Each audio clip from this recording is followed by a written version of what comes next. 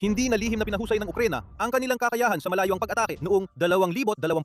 677 na target ang tinamaan gamit ang mga pag-ataking malalim sa teritoryo sa unang 6 na buwan ng taon na nagkakahalaga sa Russia ng $6.1 bilyong sa proseso. Ipakita mo sa amin yan. Pero alam mo ba kung ano ang naging malaking sikreto? Ilan sa mga drone na ginagamit ng Ukraine para sa mga pag-ataking yon? Ngayon, wala na ang sikreto. Sa isang nakakagulat na revelasyon, ilang British media outlet ang nagbunyag na ang UK ang nagsusupply ng mga drone na ginagamit ng Ukraine para targetin ang mga pangunahing target. Sa unang pagkakataon sa kasaysayan, binomba ng UK ng mga drone ang Russia ng matindi. Espesyal na padala ito kay Putin mula sa UK at ang Ukraine ang mga tagahatid. Sa isang ulat, noong Agosto 16, ibinunyag ng The Times na ang mga drone na pangmalayuan na gawa ng dalawang kumpanya mula sa UK ay hindi lang naipadala sa Ukraine, kundi aktibong ginagamit din sa ilan sa pinakamahalagang mga pag-ataking malalim sa teritoryo na isinasagawa ng Ukraine. Ito ay unang pagkakataon. Ginamit na ng Ukraine ang mga misil na Storm Shadow ng UK upang atakihin ang Russia sa mga sinakop na teritoryo at mga rehiyong nasa hangganan. Ngunit hindi pa kailanman gumamit ng mga drone kahit hanggang ngayon. At higit pa dyan, hindi lang ito basta nagsimula pa lang mangyari.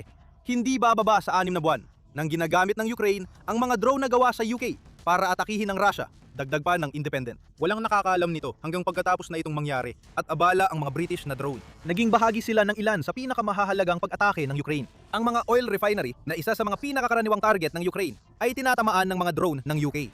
Kinumpirma ng The Independent na ginamit ang mga British na drone para tamaan ang hindi bababa sa dalawang refinery, sa Volgograd at Yaroslavl. Maaaring meron pang iba, ngunit hindi nagsasalita ang UK o Ukraine tungkol dito. Gayunpaman, malinaw na kasali na ngayon ang UK sa kampanya laban sa mga refinery sa 2026 kung saan tinamaan ng Ukraine ang lahat ng 11 sa pinakamalalaking refinery ng Russia. Naapektuhan ang mga pasilidad na magkatuwang na responsabol sa pagproseso ng 156 na milyong tonelada ng krudong langis upang maging magagamit ng mga produkto tulad ng gasolina at diesel bawat taon. Ang mga pag-atake sa mga refinery na ito ay nagkaroon ng malaking papel sa pagdulot ng matinding kakulangan sa supply ng fuel sa Rusya dahil ginamit ng Ukraine ang kanilang mga pag-atake upang pabagsakin ang 42% ng kapasidad ng pagproseso ng Rusya pagsapit ng unang bahagi ng Hulyo. Akala namin na sariling mga drone ng Ukraine ang ginagamit nila sa mga pag-ataking ito.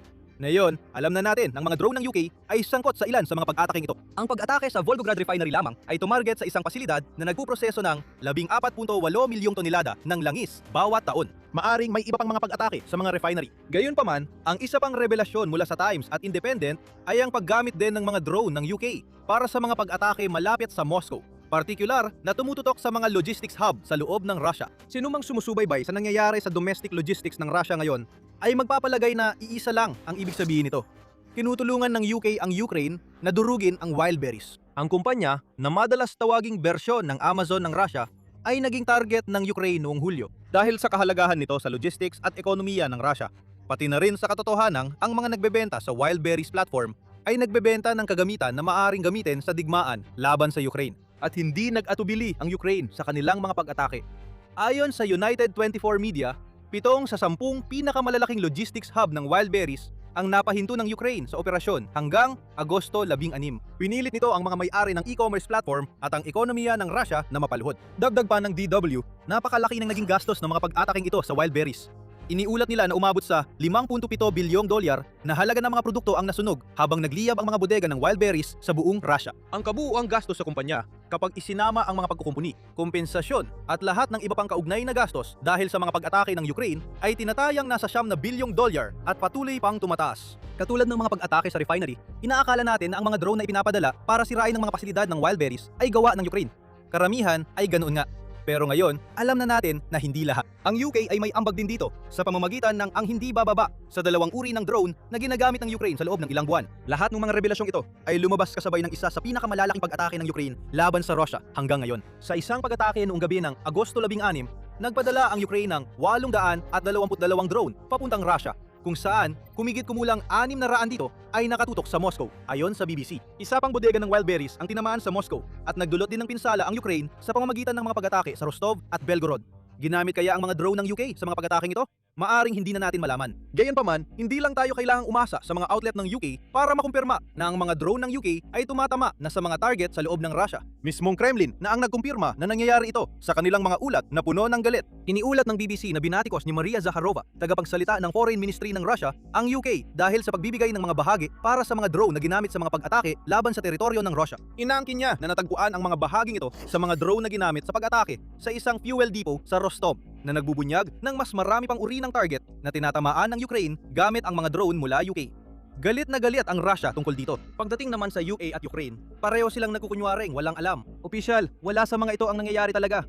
Tulad ng binanggit ng crypto briefing, ang paggamit ng mga drone mula UK sa mga pag-atake laban sa mga target ng Russia ay hindi kinumpirma ng UK o Ukraine. Sinadya ito, isang uri ng estratehikong kalabuan na idinisenyo para panatilihing nagdududa ang Russia habang pinapaliit ang tensyong diplomatiko na maaring idulot kung aaminin ng UK na tinutulungan nito ang Ukraine na bombahin ng drone ang Russia hanggang sa mapuksa. Ginagaya ng UK ang estilo ng Russia dito. Isagawa ang mga pag-atake sa paraang pwedeng kapani-paniwalang itanggi ang pananagutan at maiiwan mong walang magawa at galit na galit ang iyong kalaban. Matagal na ginagawa ng Russia yan gamit ang hybrid na mga pag-atake. Kabilang na ang marami na nakatuon sa UK. Ngayon, gumaganti na ang UK gamit ang mga drone. Maaring hindi kumpirmahin ng UK at Ukraine na nagpapadala sila ng British na mga drone sa Russia.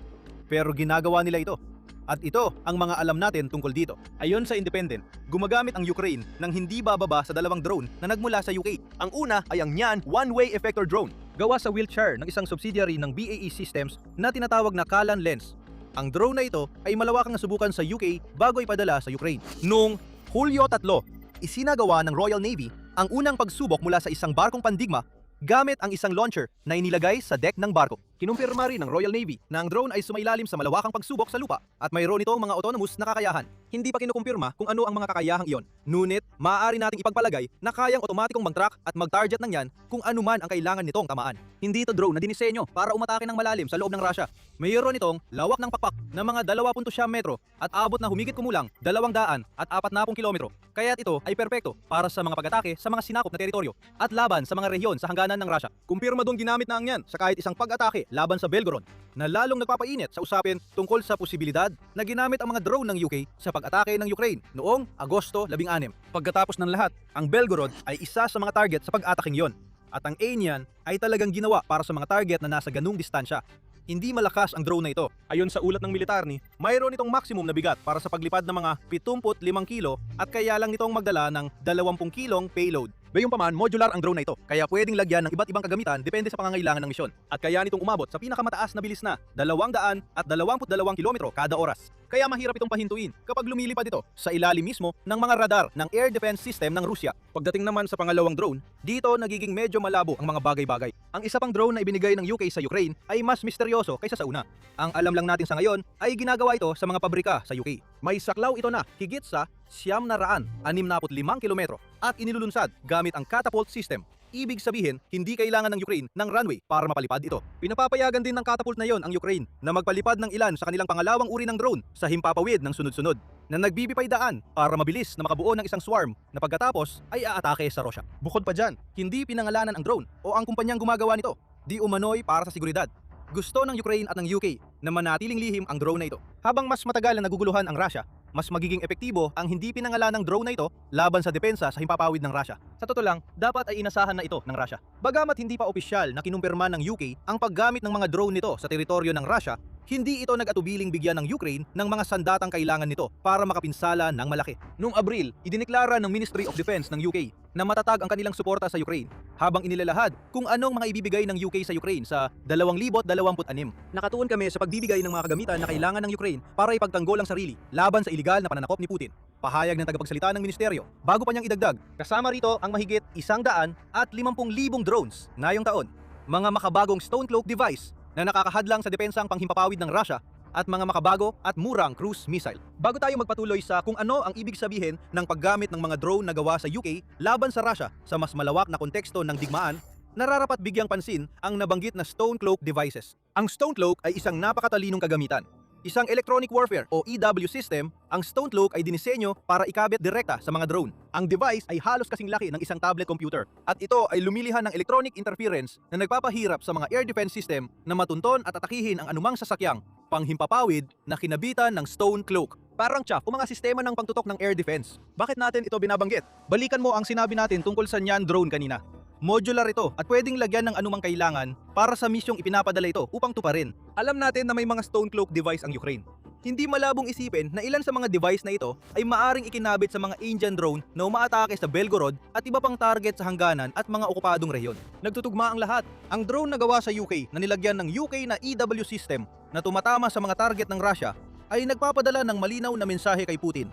Lalong tumitibay ang ugnayang militar ng UK at Ukraine. Nag-aalala ang Russia at dapat lang.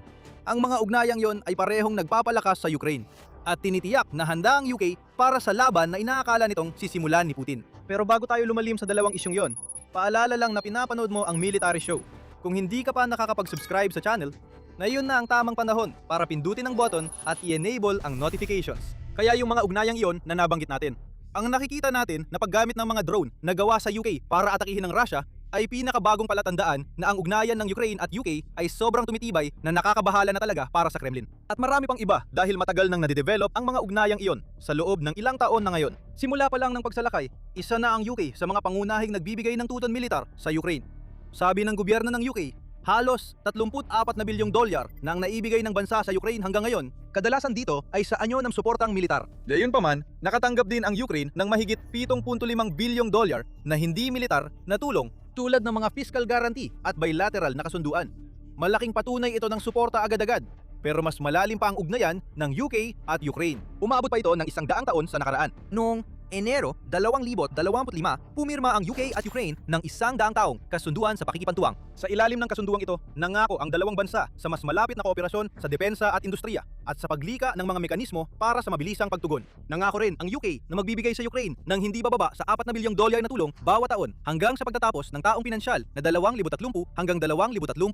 Pagkatapos nito, sinabi ng UK na magpapatuloy silang magbigay ng tulong hanggat kinakailangan para suportahan ang Ukraine. Sa madaling salita, kung patuloy pa rin ang digmaan pagsapit ng 2031, hindi titigil ang suporta ng UK. Ngunit marahil, mas mahalaga pa kaysa sa mga aktual na pangakong ginawa ay ang mensaheng ipinapadala ng kasunduang ito. Hindi lang ito, basta sinasabi ng UK na tutulungan nila ang Ukraine.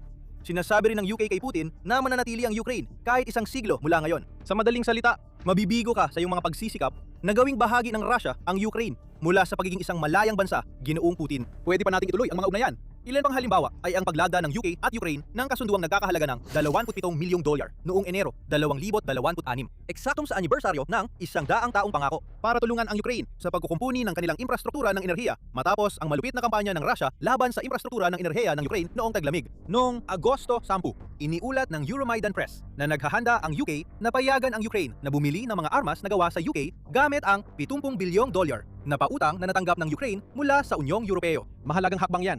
Madalas nating tinutukoy ang Europa bilang isang kolektibo at bahagi nga ang UK ng Europa. Pero hindi na ito bahagi ng Unyong Europeo at ilang taon na mula nang mangyari ang Brexit noong 2016. Kaya hindi lang natin nakikita ang panibagong antas ng suporta ng UK para sa Ukraine dito, kundi pati mas malawak na kooperasyon sa pagitan ng dalawang magkahiwalay na entidad ng UK at ng Unyong Europeo na tiyak na magdudulot ng mas magagandang bagay para sa kinabukasan ng Ukraine pagdating sa pakikipagtulungan. At bilang panghuli, ilang buwan bago inanunsyo ang pautang na ito, inihayag ng UK na nagsasagawa ito ng mga pagsubok sa paglipad ng 3 sistemang pangmalayuan na idinisenyo para sa UK mismo at para tulungan ang Ukraine sa laban nito kontra Russia. Ang mga espesipikasyon para sa mga sistemang ito ay kapansin-pansin. Nais ng UK ng isang sandata na kayang maglakbay na hindi bababa sa 500 kilometro, may dalang warhead na tumitimbang ng hindi bababa sa 225 kilo at kayang umabot sa bilis na higit sa 600 kilometro bawat oras. Ang misteryosong drone na nabanggit namin bilang bahagi ng pares na ginagamit na yon ng Ukraine laban sa Russia ay may saklaw na higit sa 500 kilometro. 765 upang maging eksakto. Maaring ang ikalawang drone na yon ay resulta ng isa sa mga pagsubok noong Hunyo. Muli, maaring hindi natin malaman dahil hindi gaanong nagsisiwalat ang UK at Ukraine. Gayunpaman, tulad ng espekulasyon sa Stonecloak at Neon drone, mukhang nagkakatugma naman ang mga piraso ng impormasyon. May isang bagay na tiyak nating masasabi ngayon na ang mga drone ng UK ay lumilipad papasok sa Russia. Ang UK ay nagbago mula sa pagiging tinit sa tagiliran ni Putin tungo sa pagiging malaking banta. Lahat dahil sa suporta nito sa Ukraine. Matagal nang inilalarawan ng Russia ang UK bilang pangunahing kontrabida sa kwento na nililikha ng Kremlin tungkol sa pananakop sa Ukraine. Ipinapansin ng The Guardian na ang Russia sa iba't ibang pagkakataon ay inakusahan ang UK ng pagpaplano ng drone strikes laban sa mga paliparan ng Russia at binibigyang daan ang tinatawag ng Russia ng mga teroristang pag-atake sa loob ng Russia at maging sa pagkakasangkot sa kung anong paraan sa malagim na pag-atake sa konsyerto sa Cracker City Hall sa Moscow na nag-iwan ng hindi bababa sa 100 at 45 napatay at mahigit 500 ang nasugatan. Ang huli lalo na ay kalokohan. Pero ipinapakita nito kung gaano kalayo ang kayang gawin ng Russia para palabasing kontrabida ang UK sa kwento ni Putin. At lahat ng pagbaluktot ng kwento na ito ay nangyayari dahil ang UK ay matatag sa pagsuporta sa Ukraine, gaya ng inaangkin nito. Kaya ang nakikita natin na pagtulong ng UK sa Ukraine para atakihin ng drone ang Russia ay simple lang. Kung gusto ni Putin na gawing kontrabida ang UK sa baluktot na kwento ng Russia, gagampanan ng UK ang pinakamagaling na kontrabida na kaya nito. At may dahilan nito para gampanan ang papel na yon. Iniisip ng ilan na mas papalapit na ang Russia sa pagsisimula ng digmaan sa UK kaysa sa inaakala mo. Noong Hunyo, sinabi ni Sir Richard Knighton na siyang hepe ng Defense Staff ng United Kingdom na kinakaharap ng UK ang pinakamataas na banta mula sa Russia mula pa noong panahon ng Cold War. Tinawag niya ngayon na ito ang pinakamapanganib na panahon para sa UK sa loob ng ilang dekada. Dagdag pa niya na patuloy na lumalampas ang Russia sa mga hangganan gamit ang hybrid na mga atake tulad ng tangkang pagpatay, cyberkriminalidad at sabotahe. Ito ang pinakamapanganib na panahon na naranasan ko sa aking professional na buhay. At mahalaga na ang lipunan at tayong lahat ay kilalanin at maintindihan yon. At maaring mga hulugan yon na kailangan nating gumawa ng ibang mga desisyon at ibang mga prioridad, pahayag ni Knighton. Ang ibang mga desisyon at ibang mga prioridad ay maaring mga hulugan ng pagbibigay sa Ukraine ng mga drone na magagamit nila para saktan ang Russia bago pa man masaktan ng Russia ang UK. Maaari rin itong mga hulugan ng ilan sa mga kawili-wiling hakbang na ginawa na ng UK o pinag-iisipan palang gawin upang harapin ang banta ng Russia. Halimbawa, noong Pebrero, nagpadala ang UK ng isang carrier strike group na pinamumunuan ng HMS Prince of Wales sa North Atlantic at High North na mga karagatan bilang bahagi ng Operation Firecrest. Isa lang ang dahilan kung bakit nagpadala ang UK ng carrier sa napakalayong hilaga. Gusto nitong ipaalam kay Putin na handa itong ipagtanggol ang sarili at ang mga kaalyado nito sa NATO habang sinusubukan ng Russia na palawakin ang interes nito sa reyon ng Arctic. Isa pang kawili-wiling halimbawa ay kasalukuyang isang panukala pa lamang. Ngunit, maaaring maging pulisya na rin sa lalong madaling panahon. Noong unang bahagi ng Agosto, ibinunyag ng Telegraph ang isang opinyon sa politika sa UK na nagmumungkahi ng paglikha ng tinatawag nitong European Confederation. Mahalaga ang panukalang iyon dahil sa magiging kahulugan nito para sa Ukraine. Kapalit ng muling pag-access sa single market ng European Union matapos ang Brexit, maaaring ialok ng UK na payungan ng kanilang nuclear umbrella ang Ukraine na mabibigay sa Ukraine ng panangga laban sa banta ng nuklear ng Russia. Ang ibig sabihin ng lahat ng ito ay napakasimple. Ang mga drone ng UK na lumilipad papasok sa Russia ay simula pa lamang. Gusto ng UK na pagbayarin ang Russia sa lahat ng ginawa nito sa Ukraine. Pero gusto rin itong ipaalam sa Kremlin na hindi uubra ang mga tangkang pananakot ng Russia gamit ang hybrid warfare. Kung gusto ni Putin ng laban, tinanggal na ng UK ang guantes nito at handa nang gawing rumble ang labanan. Maaring magsimula ito sa pagbibigay ng mga drone sa Ukraine. Pero kung tama si Knighton at lalampas pa ang Russia sa mga nagawa na nito, handa ang UK na tumayo kasama ang Ukraine at mga kaalyado nito sa NATO. At kung pag-uusapan ang mga kaalyado sa NATO, hindi lang ang UK ang bansa na nagbibigay ng maraming dahilan kay Putin para mag-alala. Hindi natutuwa ang Poland sa Russia matapos bumagsak ang isang KH-101 na cruise missile sa kaloob-looban ng teritoryo ng Poland. Kaya't may binabalak na malaking hakbang ang Poland bilang ganti. Ano kaya ito? Malalaman mo ang sagot sa panonood ng aming video. Pero bago ka umalis, huwag kalimutang mag-subscribe sa Military Show at i-enable ang notifications para hindi mo ma-miss ang alinman sa aming mga video. At maraming salamat sa panonood.